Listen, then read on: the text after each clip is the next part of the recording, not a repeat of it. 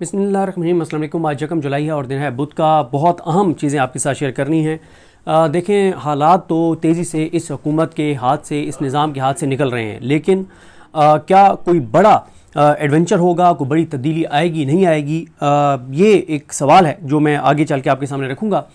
लेकिन एक सवाल बहरहाल शुरू में ही आपसे पूछ लेता हूँ, और वो सवाल ये है कि इतना कुछ हो रहा है जो मैं भी आपको चीज़ें बताऊंगा, यानी कुछ तो है ना जो कुदरती आफात हैं और नेगेटिव ख़बरें हैं जो परेशान कर देने वाली हैं, लेकिन कुछ हैं जो कि हुकूमत और ये निज़ाम पाकिस्तान के लोगों के साथ कर रहा है, लेकिन लोग टस से मस नहीं हो रहे, कोई निकलने के लिए तैयार नहीं है।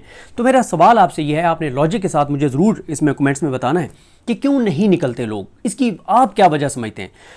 हम जिससे मिलते हैं वो यही कहता है कि लोग नहीं निकलते, जिससे मिलो वो कहता है लोग नहीं निकलते, लेकिन जो ये बात कर रहा होता है वो भी नहीं निकलता। तो इसकी वजूहत क्या है?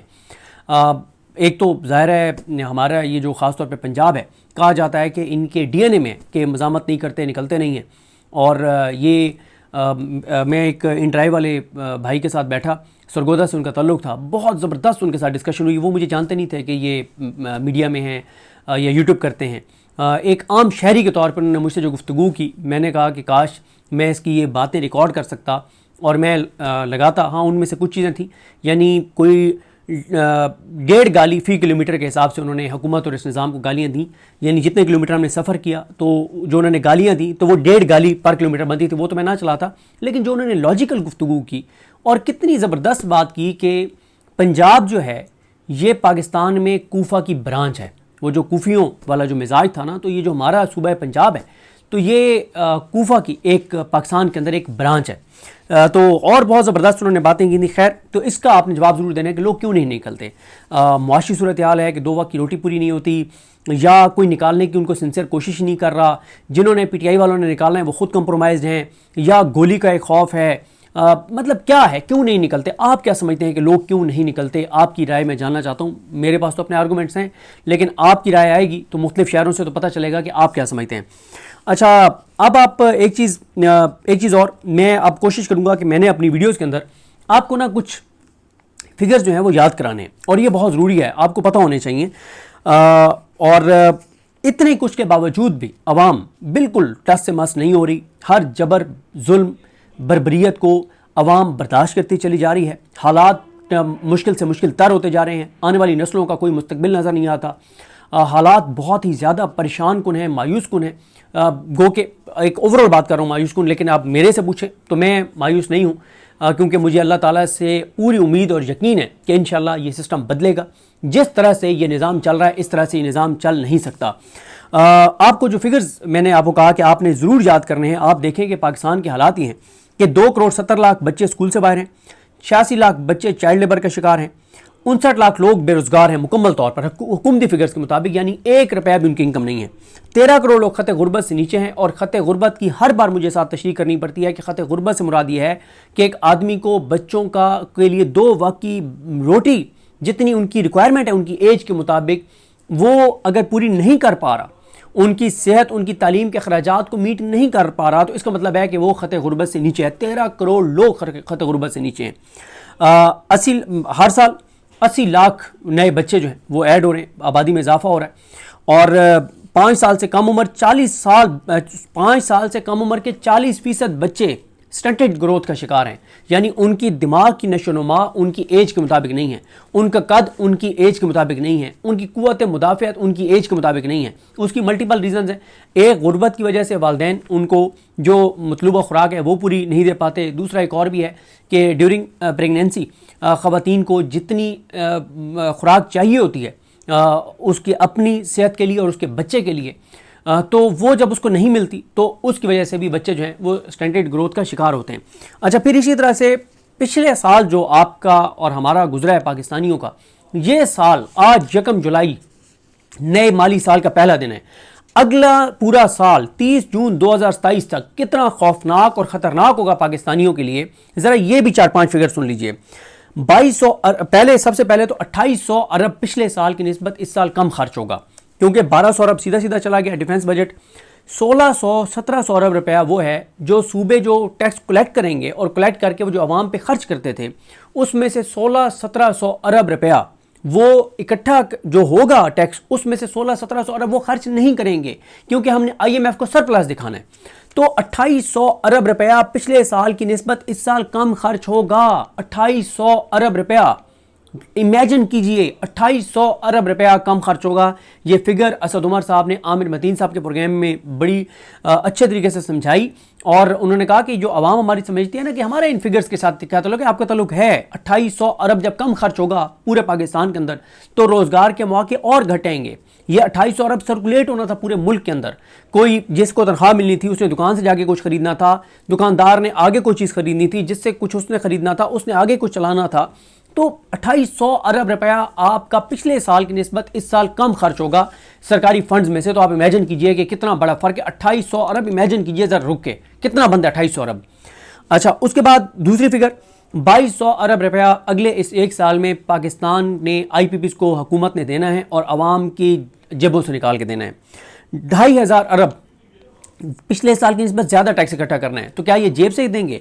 क्या ये उनसे लेंगे जिनसे लेना चाहिए? नहीं, ये आपसे लेंगे, ये हमसे लेंगे। 2500 अरब पिछले साल जो टारगेट था उससे इस साल टारगेट 2500 अरब ज़्यादा है। 2500 अरब ज़्यादा इन्होंने टैक्स इकट्ठा करना है और करेंगे आवाम से, और जिन पे लगाएंगे वो भी नीचे आवाम पे लगाएंगे। वो चीज़ें महंगी होना शुरू हो गई हैं ना, क्यों?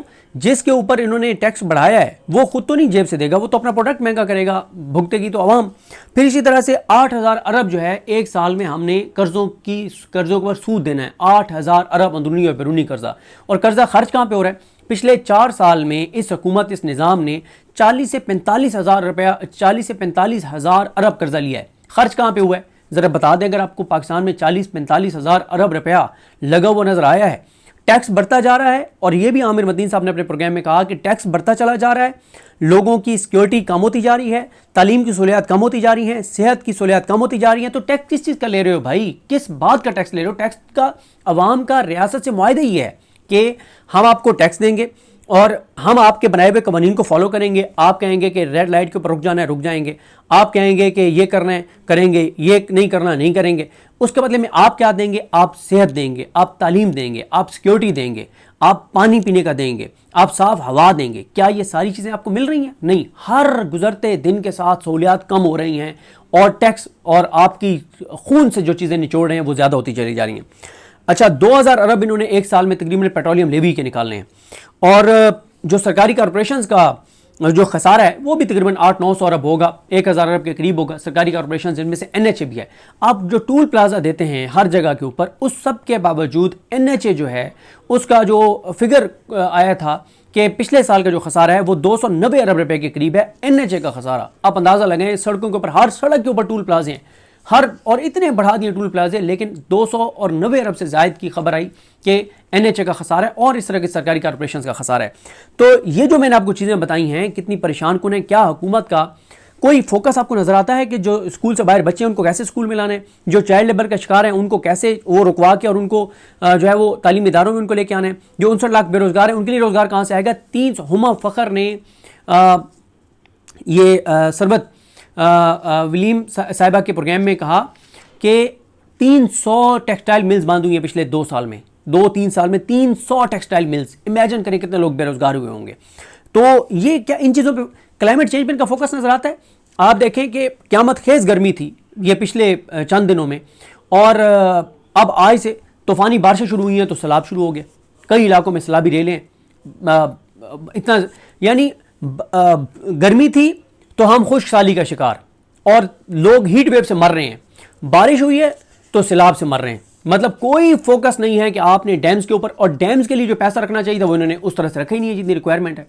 अच्छा, अब आ जाए कि अवाम, जिस तरह से मैं आप कह रहा हूँ कुछ तो ये बड़ी तकलीफ दे खबरें आई ना, ज़ाहिर है ये हुकूमत को तो आप इसका जिम्मेदारी नहीं ठहरा सकते कि जो काना में एक सान्या हुआ, 14 बच्चे शहीद हो गए। अल्लाह ताला किसी माँ को अपनी औलाद का ये गम ना दिखाए, अल्लाह ताला किसी बाप को ऐसा गम ना दिखाए, अल्लाह ताला किसी को ऐसी आजमाइश से ना गुजारे। जो काना में जो एक सान्या हुआ, जो माँ बाप ने बच्चों को पढ़ने के लिए भेजा और बच्चे ज़िंदा नहीं आए, उनकी कापियाँ बिखरी पड़ी थीं, बैग बिखरे पड़े थे। अल्लाह ताला किसी माँ को, अल्लाह ताला किसी माँ को औलाद का ऐसा गम ना दिखाए, अल्लाह ताला किसी से ये इम्तिहान ना ले। और फिर इसी तरह से उमरकोट में दीवार गिरने से 3 बच्चे शहीद हो गए। केपी में आज एक मदरसे पे आसमानी बिजली गिरने से 20 बच्चे जख्मी हो गए। ये मैं आपको बता रहा हूँ ना कि ओवरऑल भी हर तरफ से ना जो खबरें आ रही हैं, मतलब कहीं से कोई आप ये नहीं कहते कि यार कोई एक अच्छी खबर, ये तो चले कुदरती आफात है ना इसके ऊपर, हाँ इसमें सैलाब को मैं कुदरती आफत में नहीं शुमार करता।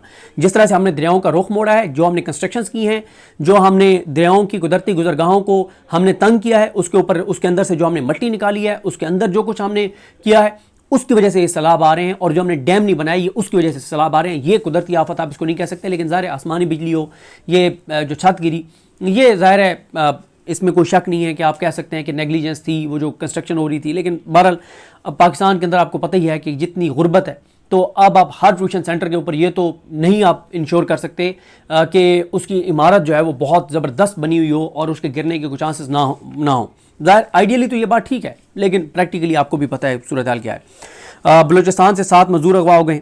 पेशावर के इलाके में ड्रोन हमला हुआ है, उसमें लोग ज़ख्मी हो गए।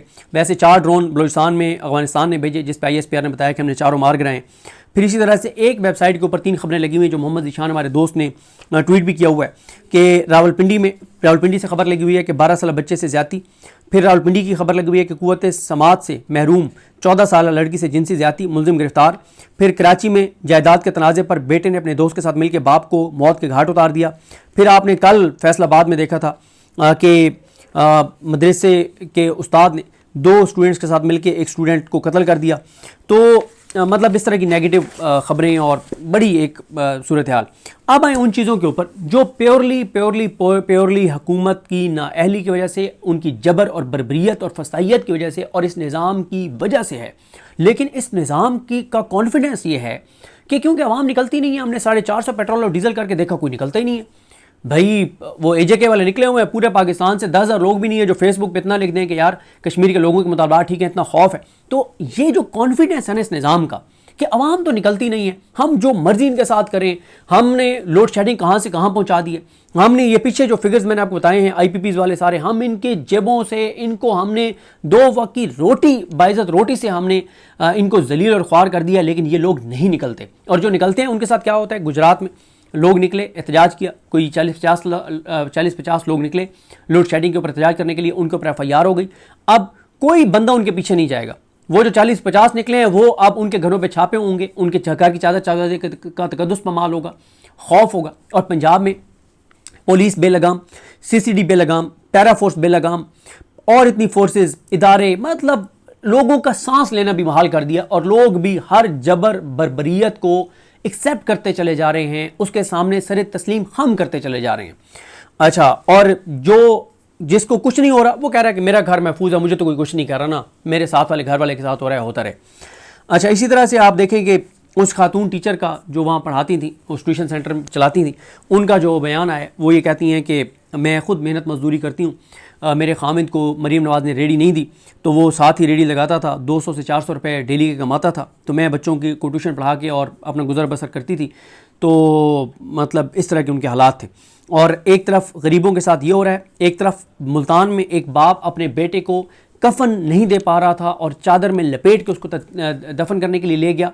और दूसरी तरफ क्या हो रहा है, अरकान assembly, senators, speaker, chairman senate, और इन्होंने अपनी 600 गुना तनख्वाहें जो हैं वो बढ़ा ली हैं। और मरियम औरंगज़ेब 11 अरब के जहाज़ के ऊपर कहती हैं हाँ भाई लिया है जाओ, लिया है, क्या कर लोगे हमारा। वो एक शुमाइला राना राय साकिब खरल के प्रोग्राम में कहती हैं कि भाई हम जितना मर्जी पेट्रोल और डीजल बढ़ा दें, कोई हमारा क्या कर लेगा, कोई हमसे कौन है हमसे पूछने वाला। ज़ाहिर है जब अमेरिका साथ हो, जब इस्टेब्लिशमेंट साथ हो, जब तमाम इदारे साथ हों, जब अदलिया साथ हो, जब ब्यूरोक्रेसी साथ हो, जब माफिया साथ हो, जब ताकत साथ हो, जब बंदूक साथ हो, जब इलेक्शन कमीशन साथ हो, तो ज़ाहिर है ये कॉन्फिडेंस तो बनता है।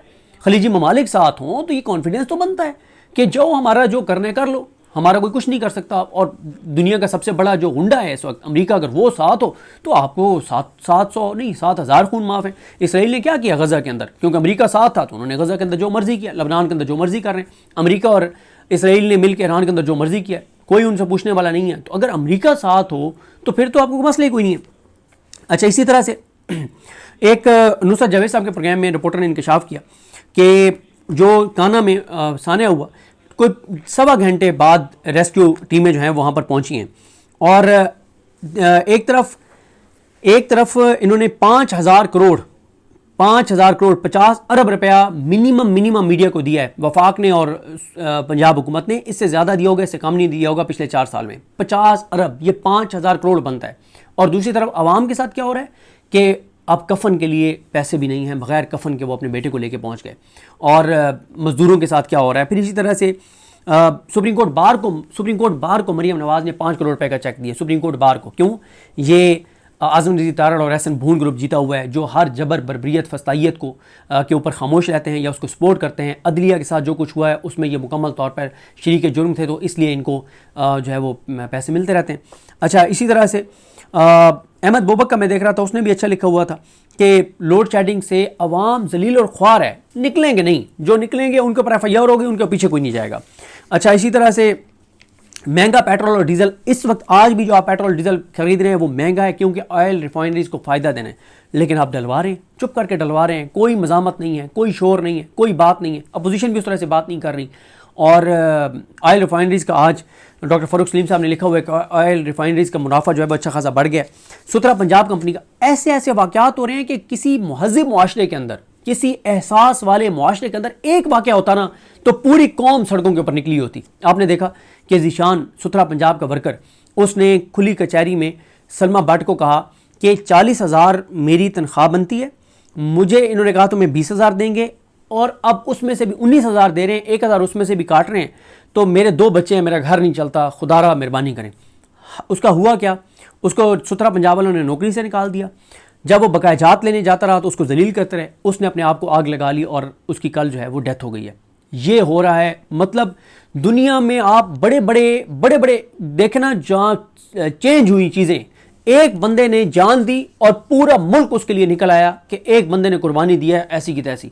पाकिस्तान के अंदर इंसानी जान की कोई कदर कीमत नहीं है।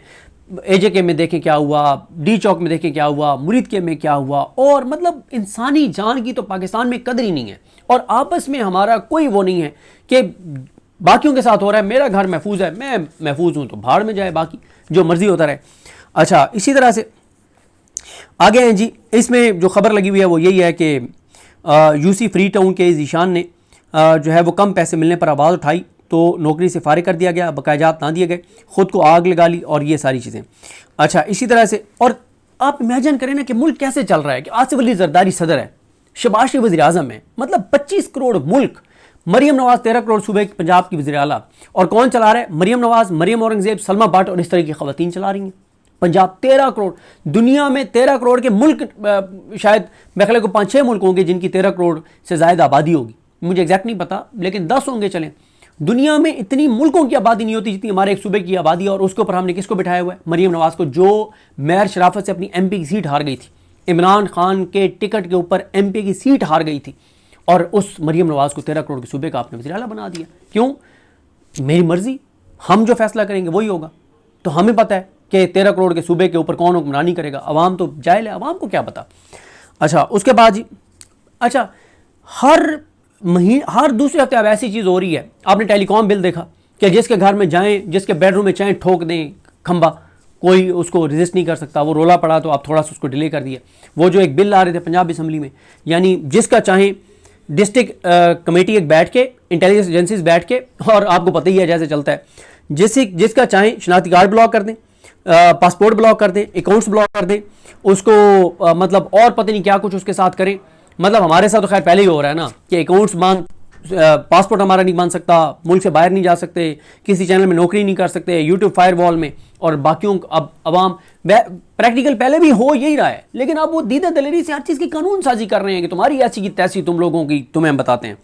अच्छा, और CCD की आपने एक वीडियो देखी कि एक खातून उसके बेटे को मारा, वो सामने आई, वो रो रही है बेचारी।